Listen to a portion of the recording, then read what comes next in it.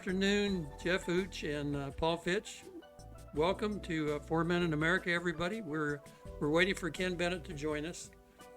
We just had an election I think it was an election for the ages, and nationally we did about as good as you can do, and I think you guys did pretty good in the state of Arizona too. The only one you couldn't get across the finish line was Kerry Lake. Everybody Yeah, else, we came closer than we thought on what? Kerry Lake Yeah, as I well. actually last Thursday she was only like 30,000 behind, and then there was all kinds of stuff going on and stuff coming out on Gateway Pundit about Maricopa and Yuma and Pima dropping ballots, and all of a sudden she was behind by 75,000 again. So I don't Then know. those black helicopters arrived with all, with all those. That did it, right? I think Paul was flying one of those. But you guys increased your count in the Senate. Did you know that? Oh, I did hear about that. 17. You got 17, and you got 33 in the House. So you increased your majorities, which is really a wonderful thing for you guys. You'll have. It is big, but we still have a governor as it's a Democrat. Yeah, I know, but you got the right people there to battle that, right? You got to have that check and balance, man. So that's all good news. We kept our super majorities in Florida, so we're in good shape now. I know Paul sent me an email about replacing some of these people that Trump's appointing, but the good news is the guy that's replacing them is DeSantis. So, That's correct. Gates and Michael Waltz and Marco Rubio are replaced by appointment, and we're in good shape there. We got good people. Now I don't know if you heard today, but Patty and I heard that he's going to appoint Laura Trump as a senator. Oh my gosh. Yeah. So he's going to have his eyes and ears right inside the Senate. Yeah. Holy cow. Pretty cool, huh? DeSantis is appointing Laura Trump. Oh my goodness. Before I was going to go back and first say Arizona should be absolutely embarrassed because we were the last state in the entire country to be able to get all our votes in. But there's two more. Two more what? Two more states that haven't got their votes in, believe it or not. Oh, who's with us? Maine and Alaska have ranked choice voting. Oh my God. And they won't have results till November 20th. Okay, so I spoke too soon. Well, we're in the bottom. I mean, yeah. So take some good stuff out of that, Jeff. You weren't quite. You were 47th, right, or 48th? You were 48th. It's hard to believe Alaska has ranked choice voting. I know. Yeah, they passed it about 4 years ago, and Sarah Palin fought against it, and they passed it. I'm sorry, I can't hear you, Paul. Are you talking? Yeah, I'm talking. Oh, okay. Oh, there you go. I guess we're just interrupting you. Yeah, that's the problem. Right? The word in edgewise. No, I was just wondering if that had something to do with Murkowski. She, when she ran as an independent to put what's his name out in pasture. I'm not sure that didn't turn the program around because she got bumped out in the primary. Two elections ago? Yeah. Then she went to write-in and somehow won the state, which is almost impossible. Yeah. Yeah. So if your family owns the state, it helps. Yeah. Well, I didn't think much of that, and I thought, wow, I don't know how she ever did that. But then, in Arizona, when Jim O'Connor won his write-in vote, got 40,000 write-ins, I guess I sort of changed my mind and said, I guess that's possible if you can get the word out enough. So. Yeah. Yeah, because that had to be some kind of record. You remember that Ken Bennett just joined us. Welcome, Ken. Hi, guys. What Jim O'Connor did is he got a write-in in the primary. Right. And so in the primary, as long as you get the number of write-in votes that you needed to get in petition signatures to get your name on the ballot, then your name can be on the general election. I'm not aware of anybody who's ever won a write-in in the general, Yeah. but Jim O'Connor got a write-in and got enough votes to be on the ballot in the general, and then won on the And then won corporation the commission. election. Yeah. Yeah, that was cool. That's a lot of. I mean, that's a lot of write-in votes. 40,000, right? Yeah. Yeah. He is a good man, and we are blessed to have him. Yeah. I believe he's the chairman of the corporation commission now, He is. Yeah. and You're right. Yeah. he's got his head on straight. There's no doubt. Yeah. So we were talking sort of nationally in Arizona, Ken. Yeah. Bring you up to speed that Arizona's got 17 new senators now, right? I count. Well, there's only I count 17. there's set. Well, we had 16. Right. Now you got 17. So we picked up one. We picked Yeah. up one basically. And you got 33 in the House. Yes, we had 31. So we picked up 2 in the House, 1 in the Senate. Yeah. And this is after Katie Hobbs and the Democrats spent about $10 million trying to take control of either the House or the Senate or both. Right. And they spent $10 million, and all they got was more Republicans. I like that. I think that sounds good. The only person you couldn't pull across the finish line was Carrie Lake. She just couldn't get her done, right? Yeah, essentially, they're only about 10%. About 10% of the voters who voted for Trump Right. did not vote for Lake. Yeah. Yeah, I would be really curious to go. Sorry to interrupt. I'd be really curious to go back to your six representatives that won, which is really tremendous. I want to forget to mention them. You got Biggs, Gosar, Eli Crane, Siskamani, David Schweikert, and Abe Hamadeh, right? Hamadeh. That's your 6 new congressmen. It would be really interesting to go to their districts and see how Carrie Lake did in each one of their districts. I think that would tell you. I have spread the numbers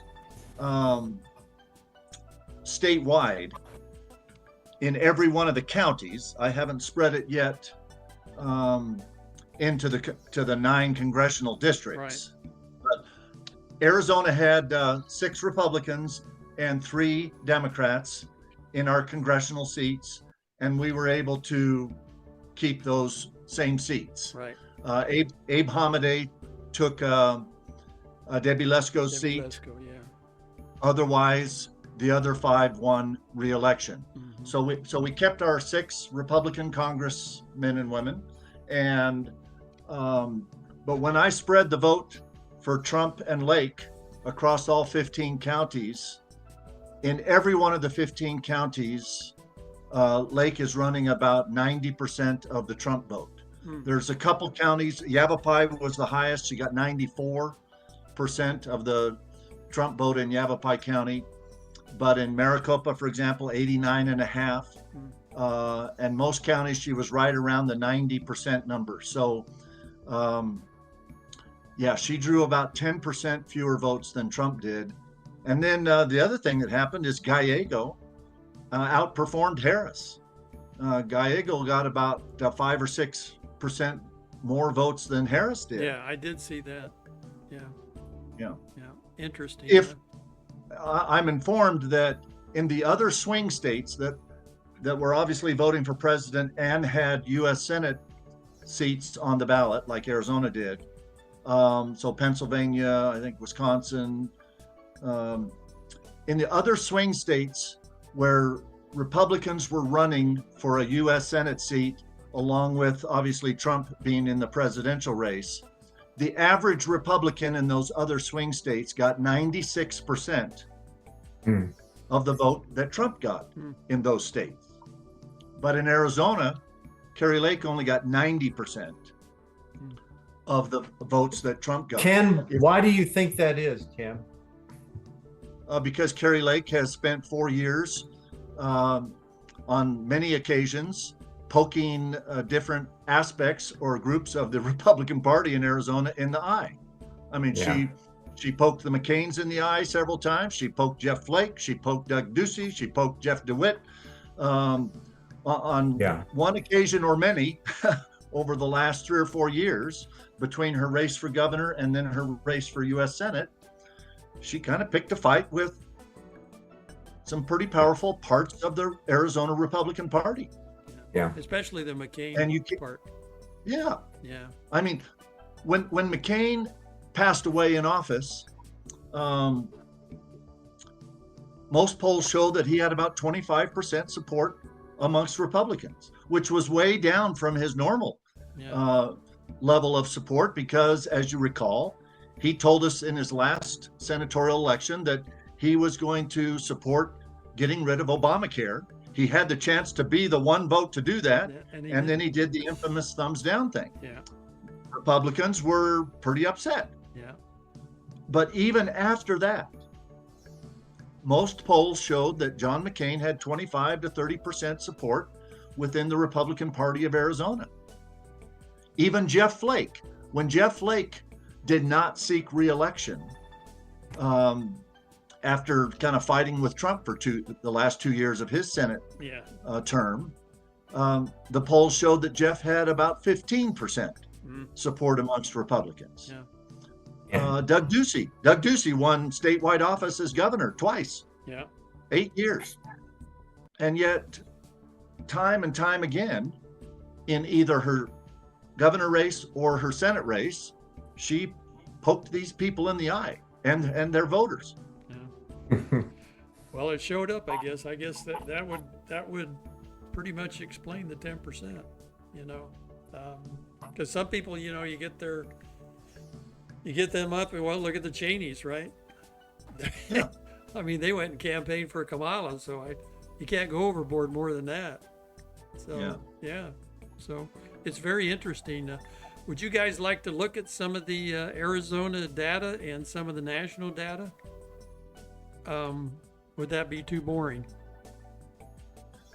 No, in fact, I want to talk about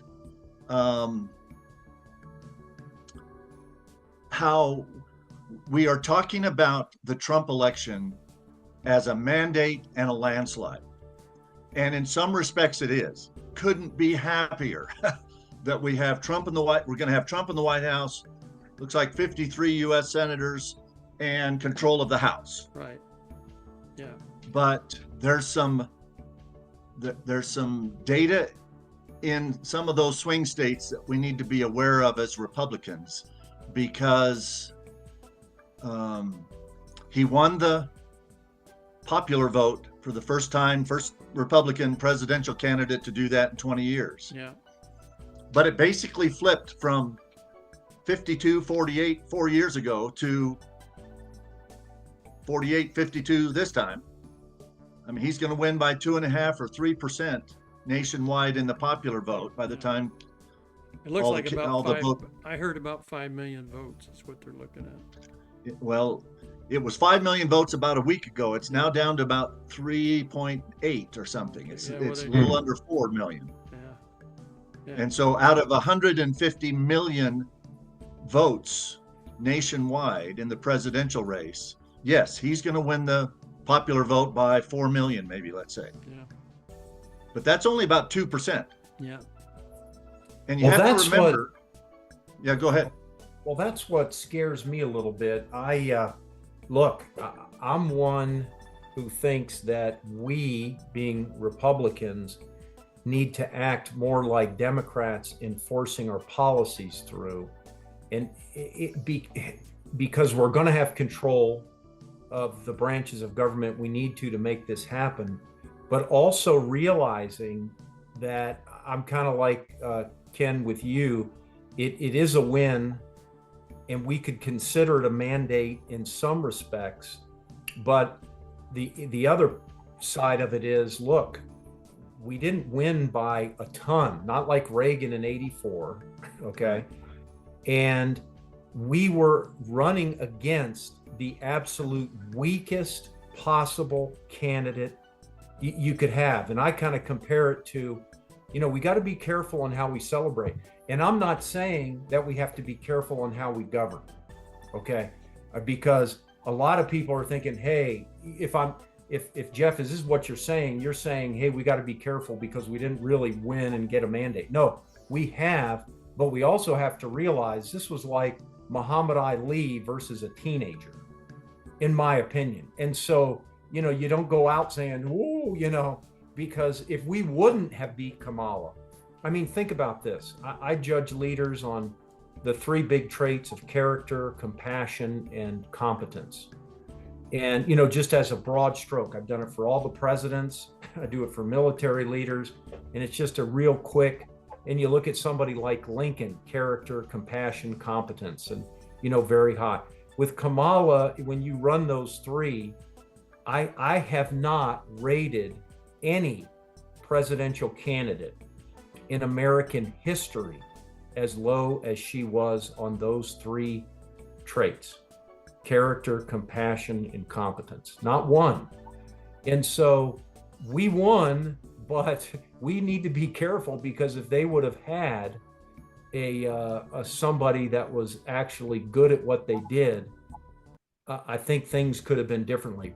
But maybe I'm wrong there, because they governed so horribly.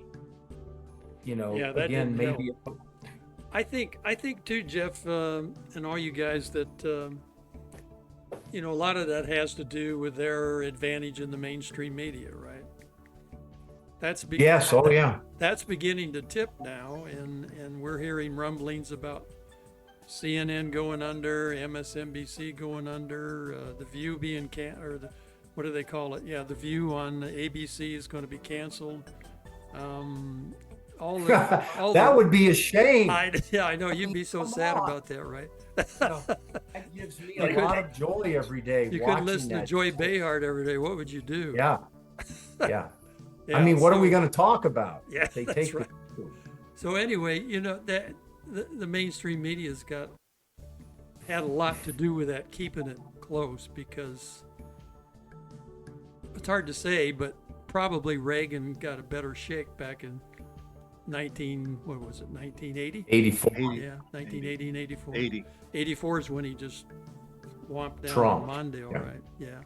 But they were probably, you still had Huntley Brinkley around and those guys, and they were all pretty, I don't know, I think they were all pretty fair. I don't think they were Well, unfair. but we've heard, look, the worst candidate since Walter Mondale. Oh, look, yeah. you go back and watch some of the interviews with Walter Mondale, and he was heads and tails and shoulders and buildings above Kamala Harris. Yeah. I mean, Yeah. he could speak, he could reason, he could talk about policy, he could differentiate himself with Carter and Reagan. It's just the American people selected somebody else. Mm-hmm. Yeah, agreed. Well, here's what I've observed. Yes, Trump won with a mandate in the Electoral College. He won the popular vote by 3, 4, 5 million, whatever it ends up turning out. But, before I put the but in, and I want him to govern boldly, and Yes. I could not be happier with the kind of people that he is nominating for these key positions in his administration. Yeah. From Tom Homan on the border to Matt Gaetz as AG and Gabbard and on. I mean, Pete all of them. Hegseth, I thought was Hegseth, terrific. yeah. I mean, Was it's driving- awesome. Yeah. These You can tell people how awesome it crazy. is because the left is going nuts. They're going apoplectic, man. But here's the but. Yeah. Trump won 3 of the swing states, barely. Wisconsin, he's ahead 31,000 votes. Okay. 31,000 Yeah. is all. Michigan, 79,000. Pennsylvania, 130,000. That's so close. Now, that's 240,000 Mm-hmm. in 3 key swing states. Yeah. Out of 150 million votes that will have been cast nationwide. Yeah. Whenever there's a margin of victory we have to remember that you can divide that margin in half, because if half of those people that voted for your person had instead voted for the other person would have won those states. Yeah. And so those three states, Wisconsin, Michigan, and Pennsylvania, Trump won by 240,000 votes combined in those three states. So if you divide that by half, that's 120,000 people. If 120,000 people in those three states had voted for Harris instead of Trump, Harris would have won those three states. You know how many electoral votes those three states have? 44 combined. Wisconsin's 10, Michigan's 15, Pennsylvania's 19. She would have won 44 electoral votes in those three states. That would have put her at 270. Trump would be at 268. If those three states had gone to Harris, There you go. we would be living with President-elect Harris right now. Yeah. And that's why we prayed. That's a sobering, I mean, that is a sobering thought, Ken. Yeah. It really is. And 120,000 voters, 120,000 voters out of 150 million votes cast in the whole country. Yeah. Hopefully all of them went to his last three rallies. Okay. That's eight. I did the math. That's 8 voters out of 10,000. Yeah. 8 voters out of that. Okay. If that was that's less than 1/100th of 1%. Yeah. Yeah. That's 1 out of 1,200. If that was the Bible, and I just got home, so I didn't have time to grab my Bible. It's in the other room. But the Bible is about 1,200 pages. And Trump won those three states and won the country by 1 page out of 1,200. If 1 page of a 1,200 page Bible had flipped the other way in those three states, 120,000 voters, instead of Trump's way, we'd be looking at President Harris. Yeah. Yeah. Yeah. There's no doubt that there's some states that, and I think it was similar in 2020. Yes. The total margin of victory in a couple or three states was very slim. One of them was 10,000 votes. I don't. That was remember which Arizona. one. Yeah, was it Arizona? But Georgia. Yeah. Yeah. And Georgia. Well, was and close. that's concerning, because as bad as things were and are now, and as bad as the Biden and Harris governed, what Ken pointed out to me is shocking. Yeah. Like, we are so grateful Yeah. that this happened, and I do believe it's providential, and things probably had to get this bad to be able to get Trump back in. And now he'll have the opportunity to really I think he'll get more done, of course, this administration than he would have a second round, because he's he wouldn't have had the people that he's picking now. Oh yeah. But it also makes me concerned, very grateful for the Americans who voted for him, but also concerned about the ones who didn't. Yep. And that the ones that must hate him, and look, I have friends in my own family, and really dear friends. I wrote a last minute article called, a last minute letter to my never Trump Republican friends, trying to, get them to see the light. And I figured even if I could get 1 out of the 1,200, Ken, it would be worth doing. And I published that Monday. So I'll take all the credit for that 1 out of the 1,200. There you go. You did it, Jeff. It You was did your it, Jeff. letter. To be honest with you, the person I wrote that to a specific friend in mind, but it did not Didn't sway persuade him. him. No kidding. Did not sway him. Yeah. No. Yeah. Well, Well, the other thing we have to remember, in essence, if you thought of the American voters as 100 people, voter 100 or 1 through 100, this election was not won because we convinced the far left voter number 1 or 2 Right. to become a far right voter number 99 or 100. What happened in 2024 that was different than 2020 is that voter number 48 and 49 in the middle, who went for Biden 4 years ago, Went for Trump. Right. went for Trump. Yeah. We moved 2 voters. We went from losing 48 to 52 in the popular vote to winning 52 to 48. Yeah. But again, you divide that margin in half, and whenever 2 voters move, it's an effect of 4, because you take 2 away from one and add 2 to the other. Yeah. So what happened in this election is voters number 48 and 49 on the left, but really more in the middle, moved to being voters 50 and 51 on our side. Yeah.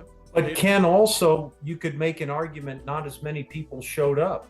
So out of the 100 that voted in 2020, how many voted this time? It was, I mean, because I think we're going to end up with very similar number. No, aren't we at about are the we same? going to?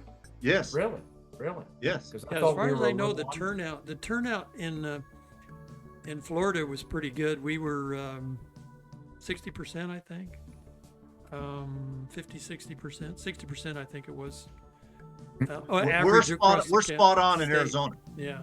We had 3.4 million voted in 2020. We have 3.4 million this year. We're right at 80%. Nationally, I thought we were down a little though, because Maybe- of the mailings. Okay. maybe 0.1%, but Okay. overall, about 150 million people voted this year, and that's not down hardly at all from 4 years ago. Okay. Oh. And I told you guys that Frank won his county commissioner seat in Cochise County, right? Yes. Did you I hear? think I heard that. Yeah, good. Yeah. Yeah, I looked him up, so I sent him a text. I said, "Good job, Frank." Paul, are you in his? Which county are you in, Paul? I'm in Pima County. I'm in CD6 and LD19. So 6. You were in the race Yeah. that was the 218th vote in the Arizona House. That was Siscomani. Yeah, Hmm. yeah. That was the 218th Republican vote or Wow. Yeah. representative in the Arizona House. Right. So way to go, Paul. He made it 218 when they declared him the winner. So Yeah. yeah, very good. So good job, Paul. Hey. I think our sheriff lost down here though in Pima County. Yeah, Bummer. that was Last I heard, it's within 200 votes, and they still They haven't called 20 it, huh? they have not called it. The Oh. Republican could still pull that out over Nanos. Wouldn't that be great? Yeah. Yeah, that's good news. I hope She they would be amazing. She's yeah. an amazing person, amazing candidate. And complete opposite of Nanos.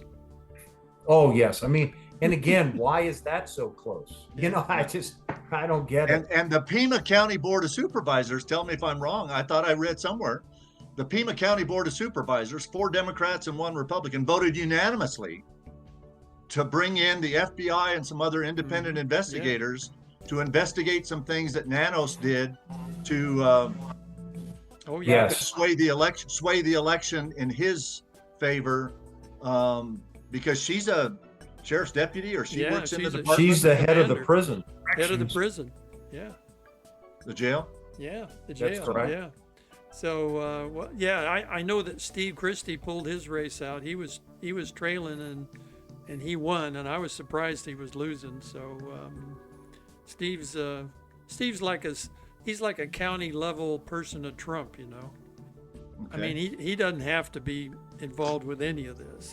He's retired and got everything he ever wanted and needed, but he's jumped in the fire. So, and being 1-4 is kind of rough now. So, good job.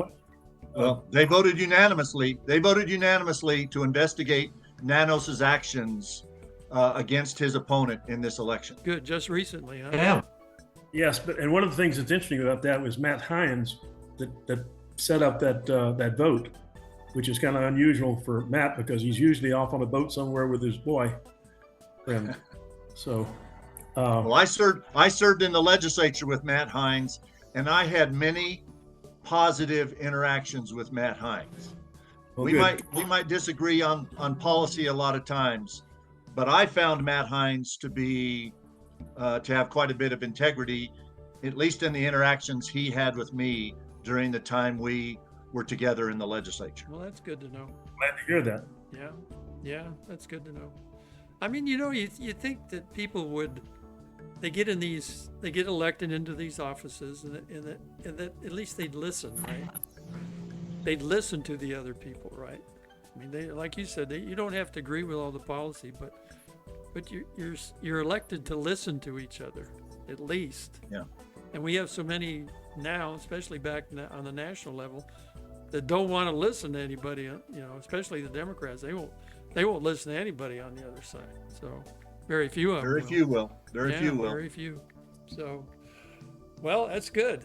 All this is good stuff. So let me show you let me see if I can get a screen share up here, and I'll show you I'll show you the state stuff first, if you stand by here.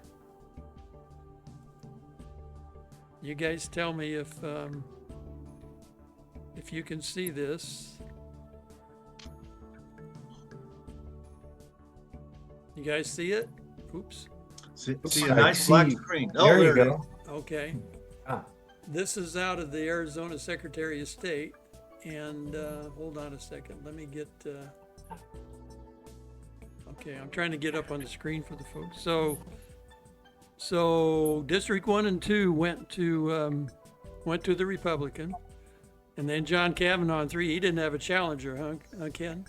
Yeah, that's correct. Yeah. So And District 4 is the Republican pickup. yeah. Karen Werner, a bit unexpectedly, knocked off Christine Marsh, who many thought we would be. This would just kind of stay on the Democrat side, but Karen Werner was able to pull this out. Everything else in the state was no change. Yeah. So That's the district. That's the district Yeah. that the Republicans picked up in the Senate. That's 4. All the Wendy Rogers is 5. And we got David Farnsworth is 6. Looks like he was expected to win. Yes. J.D. Mesnard is 7th. District 13. What's District 13, Ken? Where's that? Chandler. Chandler, okay. Warren Peterson is 8. East Mesa. Jake Hoffman is 9. That's Queen Creek. TJ Shope is 10. That's Pinal County. And Vince Leach pulled his out. That's 11. That's Yeah, northern Pima and some of Pinal. Yeah. Yeah. David Gowan won easily, of course. That's 12. Yeah, that's down Cochise and Graham. And Tim Dunn. Tim Dunn won. Nobody ran against him. That was southwest Maricopa County and half of Yuma County. Okay. Kevin Payne. No West challenger. Valley, West Maricopa County. Carol Frank. North Phoenix. Janae Shamp. He must be Northwest Phoenix. Okay. Is it Hildy Angus? Hildy Angus. Okay. That's Mojave County, basically. That's Right. Lake Havasu, Bullhead City, Kingman. So they were all they were incumbents. No. Hildy Angus was on the Mojave County Board of Supervisors. Okay. Our state senator, our previous one there was Sonny Borelli, but he was term limited in the Senate, so he ran for the Board of Supervisors, and Hildy ran for the Senate. Okay. That's the most Republican district in the state of Arizona, district number 30. Yeah, look at that. Yeah. 78%. There's 3.5 Republicans in District 30 for every 1 Democrat. Hey. Sounds like a good place. Sounds like a good place to be running. Good place to run, good place to live. Once you win the primary, it is, yes. Yeah. Yeah. Who do you know who won or who flipped a seat in the House, Ken? There's two of them. We picked up two, and as we go through here, I think I'll be able to identify Okay, them. so we got Selena Bliss and Quang Nguyen. And he goes, it's Quang Nguyen, like it was Nguyen, W-I-N. yeah. Quang Nguyen. Okay. You got Justin Wilmeth. He kept one seat. This was a split district. And it stayed split. Yeah. Mhm. And you got Joseph Chaplick and Alexander. Culloden were Culloden. reelected. We held serve there. Okay. Held serve in 4. Matt Grace. No, this is one of our pickups. This was a split okay. district. This was one Democrat and one Republican, and now we've got two Now you Republicans. got 2. Good. So which one won? Which one beat the Democrat? Well, they both did. There's two Oh, okay. seats. I in see. each- Yeah, you're right. Yeah, you're right. two Everybody seats in runs, each and one. then the top 2 win. Yeah. Correct. Yeah. There's 5, 6. District 7. Walter We kept these Blackman two and seats. David Marshall. That's Kept these two. These were already two Republican seats, and we kept Okay. them. Looks like Walter Blackman is a veteran, Army veteran. Yes. Yeah. Yes. He's what is that? The purple beret. Is that Rangers or I don't know. Yeah. There were only Green Berets when I was in. yeah, Yeah, they do use the beret differently these Yeah. days. they do. Okay, there's 8. Here's 9 Yeah. These are Democrats, and and 10. Justin we- Olson and Ralph Heap. we kept those two. Those Okay. were already Republicans, but two new ones. Yeah, Justin Olson. What did he run for a few years ago? Did he? He was not run for. He was on the Corporation Commission Right. Yeah. for several years. Yeah. He's Very also, good guy. He's also a guitar player, right? Yeah, he's a good guy. I'm sure Ralph Heap's a good guy too, but I don't know Ralph. I know Justin pretty well. Yeah. Yeah. These are a bunch of Democrat. These are a bunch of Democrat districts, 11 Yeah. and 12, and they kept their There's seats there. 13. Jeff Weniger and Julie Willoughby. And we kept these two. Okay.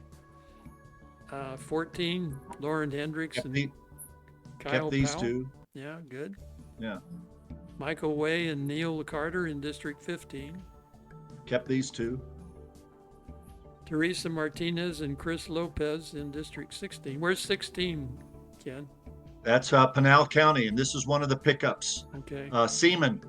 Keith Seaman was a Democrat in the House, along with Teresa Martinez. It was a split district, and we picked up a seat right here. All right. That's great. Chris Good. Lopez picked up a seat. That's good. 17, it's split with Rachel Jones. Now, we had two Republicans here, and we lost one right here. Okay. Yes.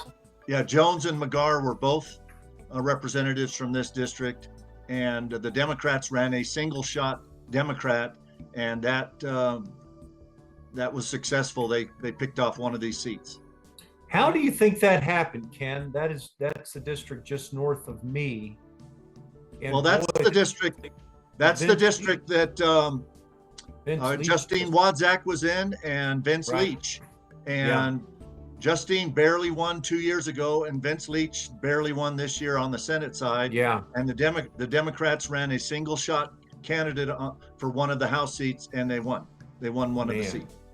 That's a big loss because Corey McGarr was pretty good. I really liked the way he operated and voted. So that's a shame. 18 is Democrat. 19 is Gail Griffin, of course, and Lupe Diaz. Gail must be about the end of her I think she's so. term, right? This might be her fourth term, which would be her last. Yeah. So I wonder if Frank's going to run for her seat. I don't know, or maybe Dave Gowan flipped between the House and the Senate with her or something. I don't know. Yeah, interesting. Let's see here. We got more Democrats. Here we got one. We got a Democrats. split 23. Michelle Pina. This is the House that this is the race that we won 2 years ago. We did the reverse to the Democrats. We ran a single really good Republican, and we got one seat 2 years ago. That's how we had 31 in the House for the last 2 years. Okay. And Michelle was the only one that really ran, I think, again on the Republican side, and she kept that seat. So this was a very important keep a seat. Yeah. Because it was the one seat that gave us 31 majority in the House the last 2 years. And where's that district, Ken? Yuma. Yuma. Okay. Then we go down to 25 is 2 Republicans. Carbone and Cupper, they're West Valley, I think, and Cupper is new to the House, but we kept 2 Republican seats here. In fact, Michael Carbone is now going to be the majority leader in the House. Oh, really? Hmm. Okay. Yeah. They've already decided that, huh? They've already voted? Yes. Okay. Yep. And we go down to 27, Lisa Fink and Tony Rivera. 2 new ones, but we kept 2 Republicans. That's good. We had those. 28, Beverly Pingarelli and David Livingston.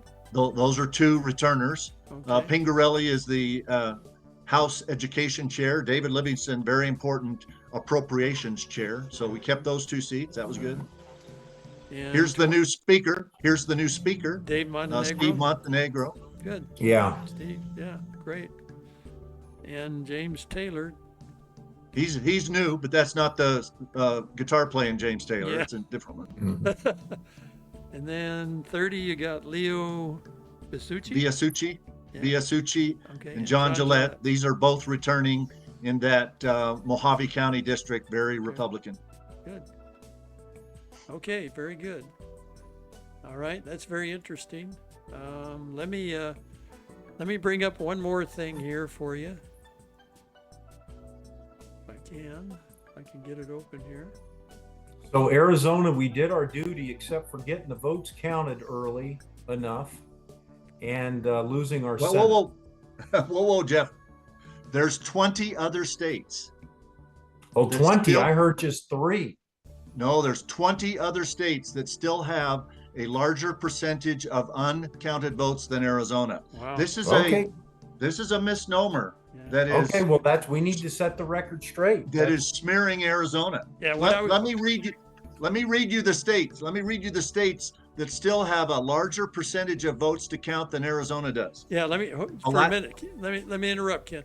I just want to say that what I told Jeff was there were 2. I knew there were 2 other states that were much worse, and that's Alaska and Maine, because they have ranked choice voting. They're not Okay. going to be done till November 20th. Let me read the states Yeah, go ahead. that still have more percentage of their ballots to count than Arizona. Alaska, California, Hawaii, Illinois, Maryland, Massachusetts, Mississippi, Nebraska, New Jersey, New York, Ohio, Oregon, Tennessee, Utah, and Washington. Most of them are blue too. Most of them, but not Utah, Tennessee, Yeah, Ohio, There's some that aren't. Yeah. Nebraska, Alaska. You're just saying they were able to call it earlier because they're not as close. Yeah. Yeah. Correct. Yeah. Yeah. Yeah.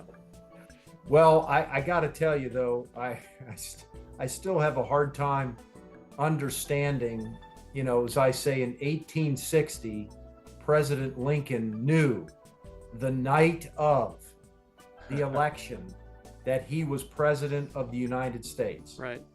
And somehow in 1860, they were able to count the daggone votes. There was no telephones. They, on the wire, they were transmitting telegraph, Yeah. and they figured it all out. Yeah. And somehow we can keep track of how many people doing credit cards every day and this, that, and the other. So, Ken, I get it, but I still don't think it's the standard we're looking for. Oh, no. You're exactly right. And here's what we need to do differently in Arizona.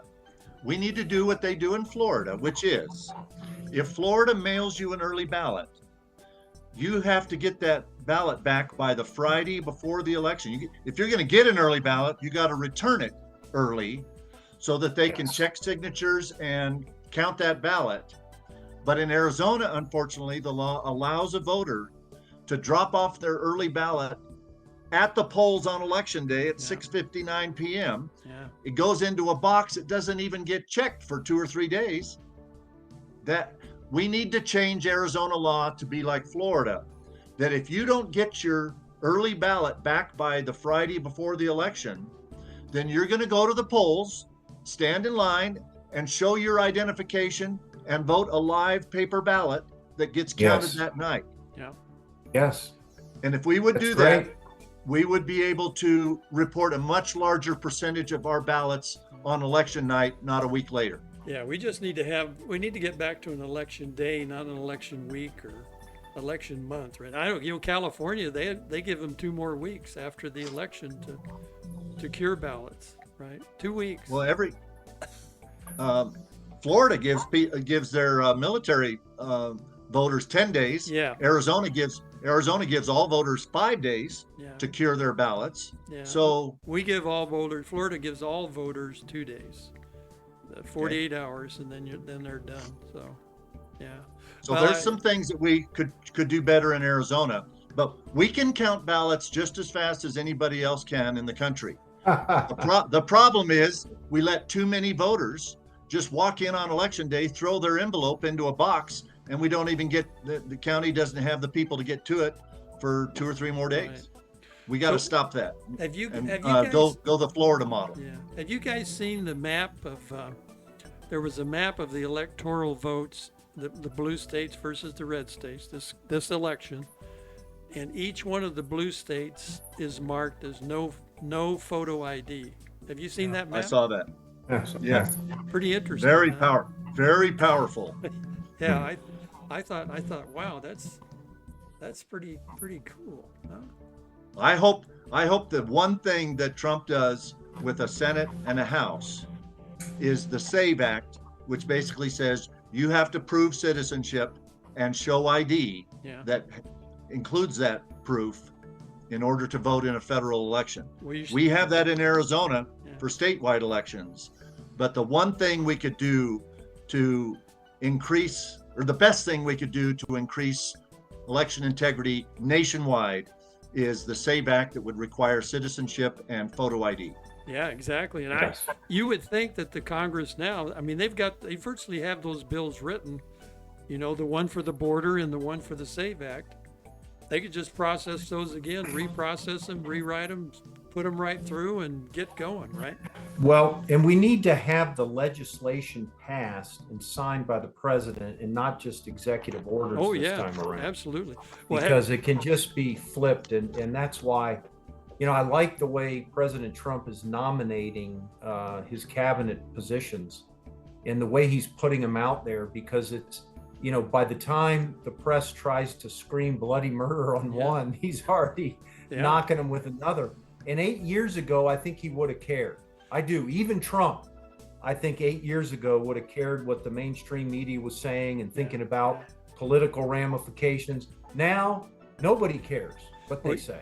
You remember 8 years ago, you remember in 2016, Flynn was the one that the press went after, right? And the Democrats. They went after Flynn hard. And when they got him thrown out, that really hurt Trump with all of his picks. So they're trying to. Dan Bongino, I listened to him today. He thinks the strategy is to just keep putting out these. I think them it's in a the great face with these strategy. people, and so they can't jump on one, and the next one pops up, and there's another one, and what are we going to do, right? So their latest plan. But I think, go ahead. I think Trump's being more bold this time as well. Oh yeah. 8 years ago, when he won in 2016, he was saying during the campaign that Hillary should be in jail. Yeah.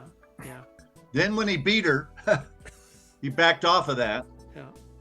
And this time, I think you're exactly right. Like you said, Jeff, this is his second term. He's not going to get another one. I'm elated. I'm elated that we have someone like J.D. Vance warming the bench now and ready to go. But this time, I think Trump is being more bold. We just got to not be stupid. Yeah. Well, today, and I think he's being more bold, and that's good.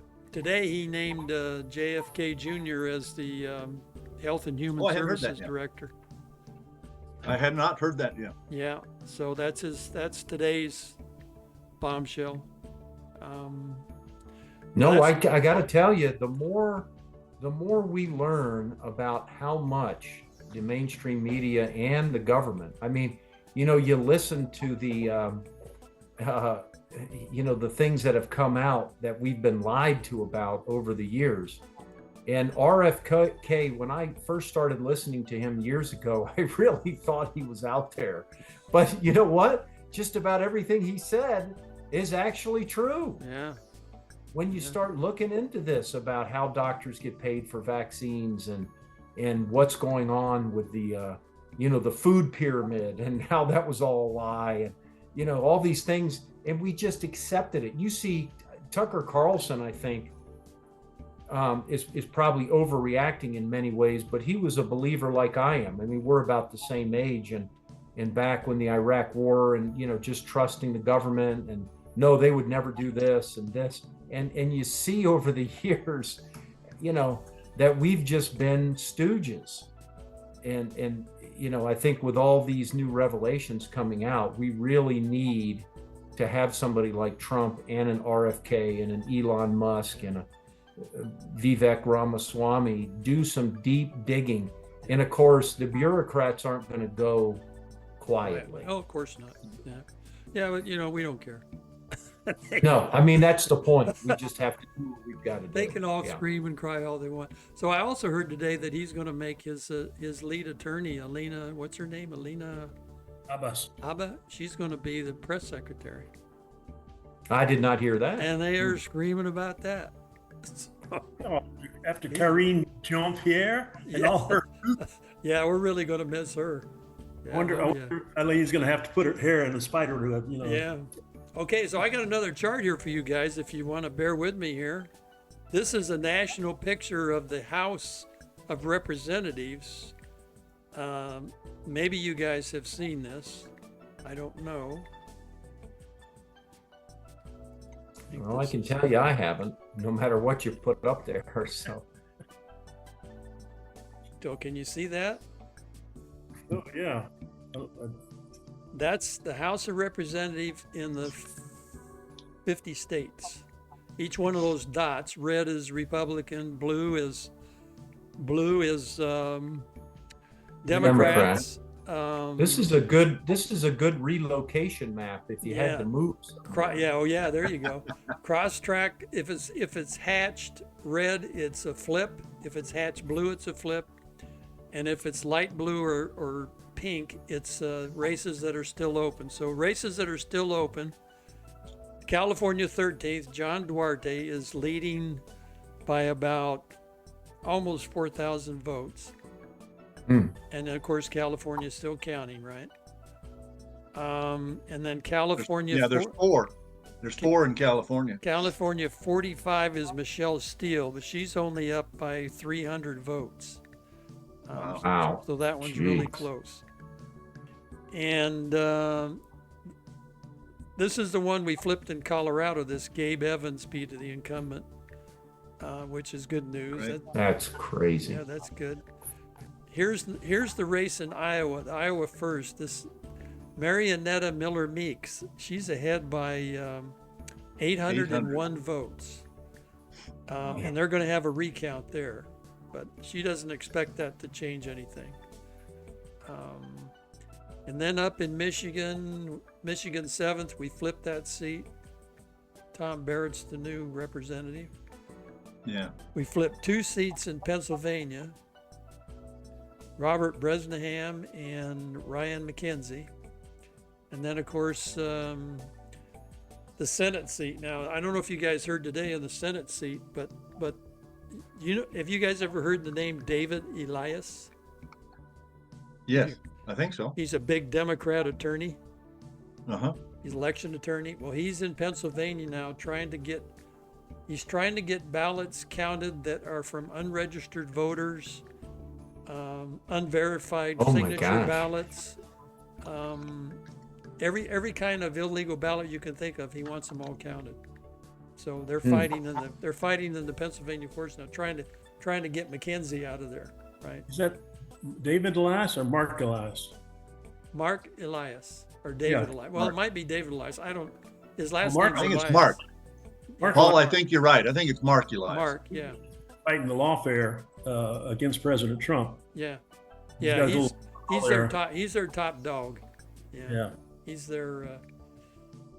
Anyway, so the rest of the map we've got one in Alaska, and this is where they have ranked choice voting. Nick Begich is leading that. I think he has old family ties in Alaska that go back a long time. And then there's one up in Maine. I don't know if I can get over to Maine or not. So I can move. There's this. a Maine still open. There's an Ohio and an Oregon. Yeah, there's a Maine, which is the Democrats leading by 0.2%, which is 700 votes. And then you said Ohio. Ohio's one. There's one still outstanding in Ohio. There's Ohio. Marcy captures leading Derek Marin, and that's 0.3%. Yeah, that's It's like about 1,000, maybe 1,200. 1,200 votes. Yeah. So that's the whole national picture. So I think we're at 221 right now, but I could be wrong. I think we're going to end up at 222 is the number I've heard. Yeah. If these ones stay the way they are, I think we've been at 220, haven't we?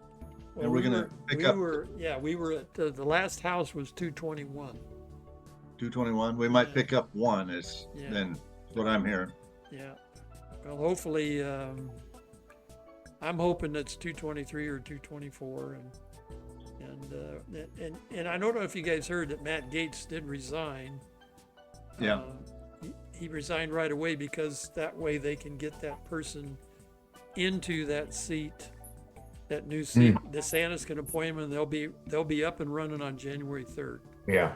So It's good. That's what he told Johnson he wanted to do. So anyway, all very good. So And in Florida, I think the governor gets to appoint a House seat. yeah, right. In Arizona, we have this really weird situation. A vacant Senate seat, the governor appoints, but a vacant House seat, special election. Yeah. Yeah. And I think New York's a special election too. For at least Stefanik, who's going to be the new UN ambassador. I think that's a special election too. Yeah. Yeah. Well, they got a Democrat governor, so we wouldn't want her appointing anybody. Yeah. Yeah. Would you suspect that Arizona rule that Ken just talked about relative to predates the 17th? 17th Amendment? Yeah, because if that predated the 17th, of course, the legislature appoints the senators and not a beauty contest. And that's why the governor appoints a senator, but you have to vote for a rep. I'm guessing.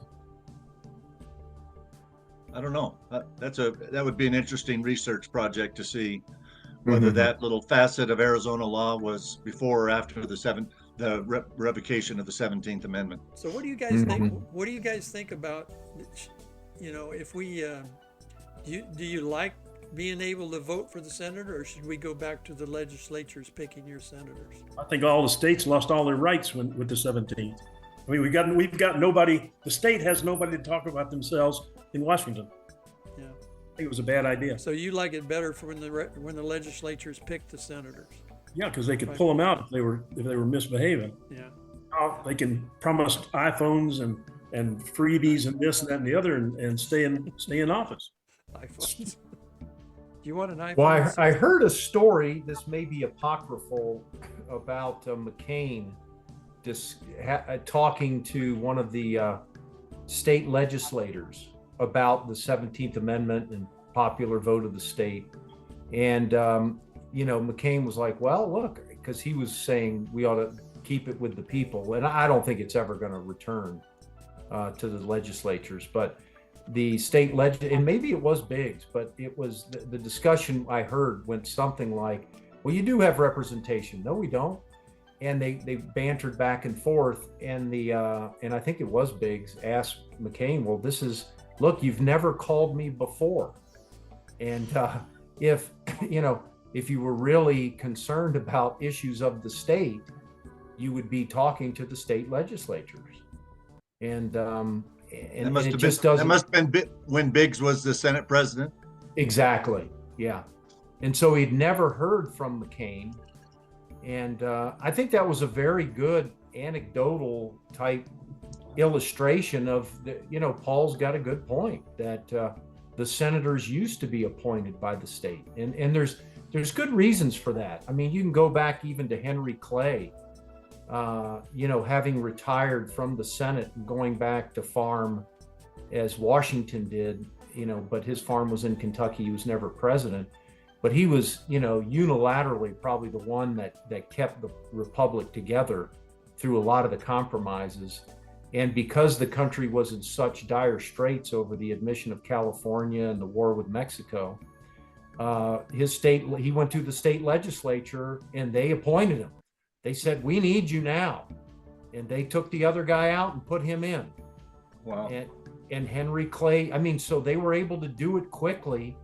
And I think he unilaterally was the man, the indispensable man that saved the Union and put off a civil war by 10 years.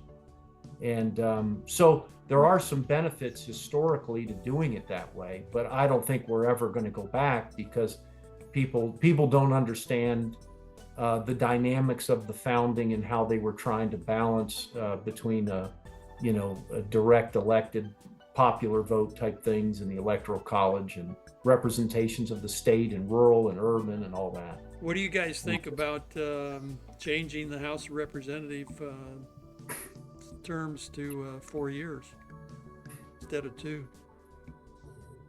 'Cause 2 years, they're pretty much 1 year they spend campaigning, the other year they're doing the work. They were trying to raise money, right? What do you think about that? You think it should be 4 years? No, I'd keep it at 2, I think. Would you? Yeah, if I'm gonna really look, I always defer to the founders unless I really have a strong case of where they might have missed something.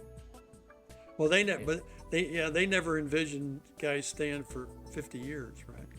No, well, but that would be term limits. Yeah. Well, I'm saying maybe term limits is a better answer than 4-year terms. Yeah. Limit them to something.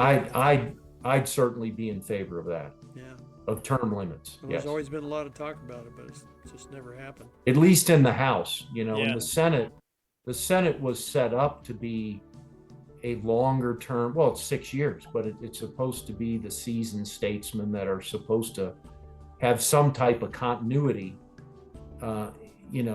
even in our foreign policy and treaties. But the presidents seem to do a lot on their own, without the advice and consent of the Senate. So that's kind of gotten out of whack. Well, this has just really been a great discussion, don't you guys think? Yeah, absolutely. Absolutely. Learned a lot. It's fun talking about all this stuff, and we really appreciate you guys coming on. Thanks for calling me, Ken, and giving me the heads up. I think you only missed a couple minutes, so you did a good job. Hopefully you did not break any speed laws. No, I did not. Of course not.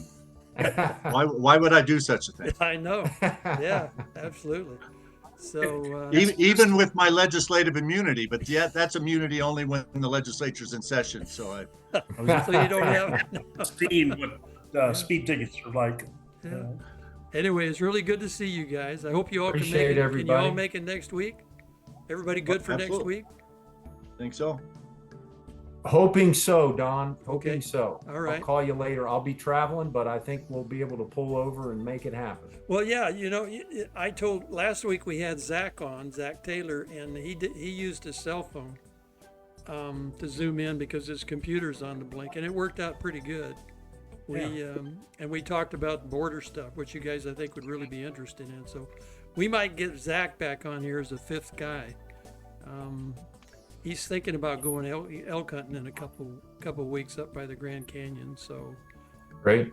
Anyway, hey, just for an FYI, we had my 20th year Heirs of the Republic meeting on Tuesday, and we had art I can't remember Art's last name, but the vice president of the Border Cueto. Patrol. Art Del Cueto. Del Yeah. Cueto. Del Cueto, yes, wonderful. Had a great thing there and just kind of reviewed the things that we've done over 20 years. But Was he unhappy we- about Trump winning? Art, no, he was very excited. I'm Art's- just kidding. Yeah. Art's a good guy. We met him at one Yeah. of our Lincoln Day luncheons down here, or when we were in Green Valley, and he came down and spoke to the group. So, yeah, good guy. Yeah. Art's a great Yeah. American. Yeah. Okay, gentlemen, you all take Appreciate care. you God all. bless you. Thank All you right. so much. And ladies you. and gentlemen, please subscribe and hit the little bell for notifications. And we will see you all next week. Take care, guys. Good night, everybody.